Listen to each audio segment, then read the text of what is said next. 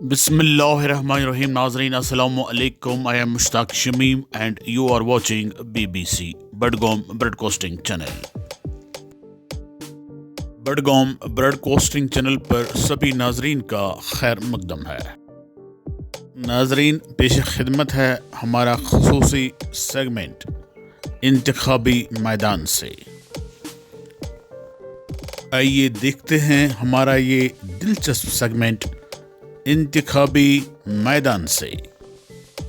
ناظرین محترم، اپنی سکرین پر آپ دیکھ رہے ہیں سجاد غنی لون صاحب کو، جو پیپلز کانفرنس کے چیئرمین ہیں اور فی الوقت پارلیمانی حلقہ انتخاب بارہمولہ کے امیدوار پی سی کی طرف سے.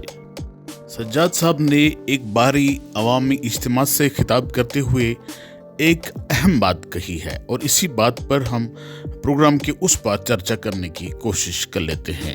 پہلے وہ بیان سن لیتے ہیں جو سجاد صاحب نے ایک بھاری عوامی اجتماع سے خطاب کرنے کے دوران دیا.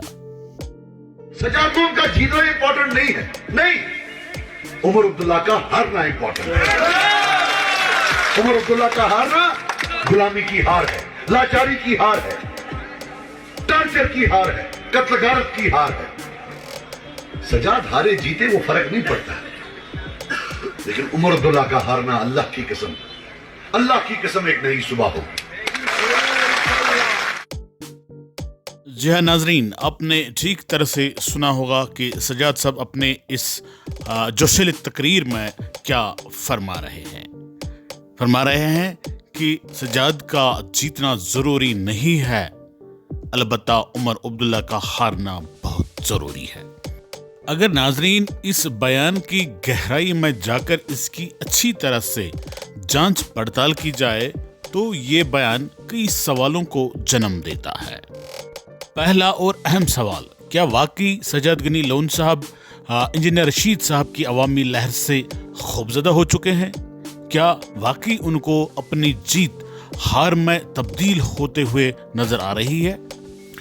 جیسا کہ عمر عبداللہ صاحب نے بھی اس بیان کے رد عمل میں پریس نمائندوں کے سوالات کا جواب دیتے ہوئے انکشاف کیا ہے.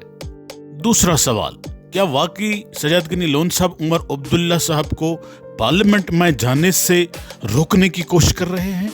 اگر واقعی ایسا ہے تو میں یہاں پر سجاد غنی لون صاحب سے مخاطب ہو کر بتانا چاہوں گا، سجاد صاحب اگر آپ واقعی طور پر اور خلوص نیت کے ساتھ عمر عبداللہ کو پارلیمنٹ میں جانے سے روکنے کے خواہش مند ہے تو پھر یہ ممکن ہے، ایسا کرنا ممکن ہے.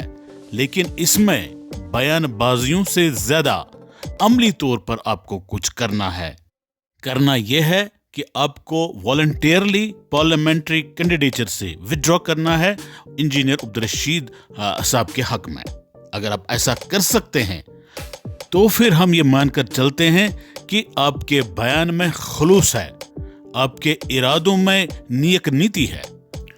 اگر آپ کا یہ بیان بھی صرف بیان بازی تک ہی محدود ہے تو پھر عمر عبداللہ کو آپ پارلیمنٹ میں جانے سے روک نہیں سکتے ہیں. میں یہاں پر وثوق سے کہنا چاہوں گا کہ جس طرح سے 2019 عیسوی میں رشید انجینئر صاحب نے آپ کا ووٹ کاٹا اور آپ نے ان کا ووٹ کاٹا اور اکبر لون صاحب کو آپ نے راستہ صاف کر دیا، ہموار کر دیا پارلیمنٹ میں جانے کے لیے، اسی طرح آج کے الیکشن میں بھی انجینئر رشید صاحب آپ کا ووٹ کاٹ رہا ہے اور آپ انجینئر رشید صاحب کا ووٹ کاٹ رہے ہو، اور نتیجہ یہ نکلے گا کہ عمر عبداللہ کو پارلیمنٹ میں جانے سے آپ نہیں روک سکتے ہیں، کوئی طاقت نہیں روک سکتی ہے. ان کا راستہ خود بخود ہموار ہوتا چلا جا رہا ہے. حالانکہ یہی خواہش محبہ مفتی صاحبہ کی سربراہی والی PDP کی بھی ہے، وہ بھی عمر عبداللہ کو پارلیمنٹ میں جانے سے روکنے کے خواہش مند ہیں. لیکن ایسا کرنا تب ممکن بن سکتا ہے جب آپ سب لوگ بیان بازیوں سے اوپر اٹھ کر عملی صورت میں کچھ کرنے کی جرت دکھا سکیں. میڈم محبہ مفتی سے بھی میں بتانا چاہوں گا کہ اگر آپ کی بھی یہی خواہش ہے جو سجاد لون صاحب کی خواہش ہے تو پھر آپ کو بھی اپنی پارٹی کے امیدوار کو وڈرا کرانا ہوگا انجینئر رشید صاحب کے حق میں. اگر آپ واقعی طور پر سیاسی میدان میں خاطر خواہ نتائج چاہتے ہیں تو پھر آپ کو بیان بازیوں سے نہیں بلکہ عملی اقدامات سے کام لینا ہوگا۔ ناظرین، بی بی سی کے ساتھ بنے رہنے کے لیے آپ کا بہت بہت شکریہ۔ Thanks for watching BBC۔